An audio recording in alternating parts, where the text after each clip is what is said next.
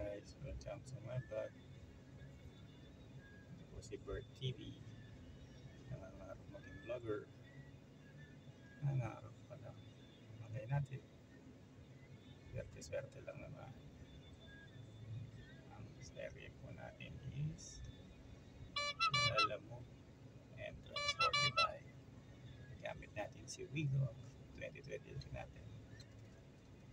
Na-try lang natin. Medyo mahirap kasi ang liit ng sasakyan natin. Kita naman. Ang liit ng lalagyan natin sa likod. Pero nakapag-try naman tayo makapaglagay na siya. Makapaglagay na tayo mga nagpapahatid. Mag-uwi hatid ng gamit. So, tamang discarding na lang kung paano magkakasya.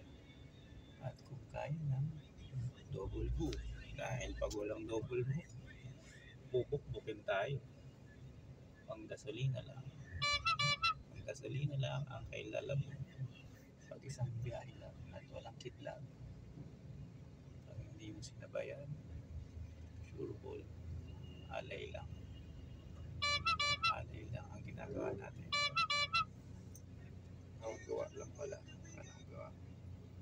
Talagang mga customer, sinabing nagpapadali. Pero pagdating mo, mahirap ako maghanap ng bahay nila. Kasi mali ang invitation. Prove it ka niyan. Ako mag-try. Pero at least na-try ka na. At least medyo focus lang sa goal. Dapat lang double booking. At pag hindi double booking, ikaw ay madadali ng gasolina lang. Kaya antay natin. Antay lang guys. Mga first week na yun. Makapag-start na naguro tayo. Sobrang init. Kaya ng puro MC taxi. Yan ang lubog ng mata natin. Kasi 1 month na tayo. Nagkatrabaho na umaga. Nagkatrabaho ako. Natutulog sa trabaho. Nagkatrabaho. And hanggang gabi, 7 to 1, nag-MC taxi tayo.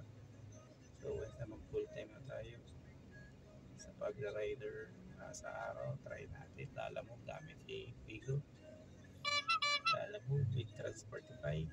Then pagkagabi or pagka medyo ganado, magandang incentive ni Move It. Kaya Move It tayo. Saan naman? Pero tingin ko si Vigo at si Flip halos parehas lang ang kikitain. So iba lang talaga ang hirap pagka motor ang gamit mo. Pero ayun, nakita mo medyo mabilis ang pera, mabilis ang pasok, sunod ang booking pag mag-rush hour, sunod ang booking kahit tanghali, kahit hapon. So ang biyahe mo 12 to 16 hours yun. Halos kaparehas na pag naglalamove. Possible kasi hindi ko pa na-try maglalamove gamit si Wigo ng full time talaga. Pero I think dapat tumakbo rin ng 12 to 16 hours para maabot mo yung quota. Sortihan na. So bakit? Kahit naman sa MC Taxi, laging may lugi. May tumal. So pag matumal, ipahinga. Pag maraming booking, banatan ng banatan. Yan lang naman ang buhay ng rider. Tumal, ituring ng pahinga. Dahil pag malakas yan, ikaw na ang magsasawa. Ikaw ang magsasawa sa booking. Kaya samantalahin lang. Hanggat maganda ang booking. So ayun lang guys. Try lang tayo mag-vlog. Alam ko naman mahirap mag-vlog pero tsagaan lang. Walay natin. Nasa hindi natin alam kung paano siya wala pero I think ito lang yung nakikita ko. Buhay, Lalamove lang. Ang gamit is Toyota Wigo series. Idol natin si William Fabian saka si Mr. Suave.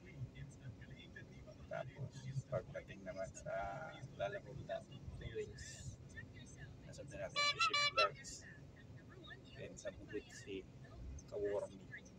Tapos yung mga ibang vlogger or madalasan sila lang nakapanood ko. Kaya na-inspire lang mag-vlog. Try lang.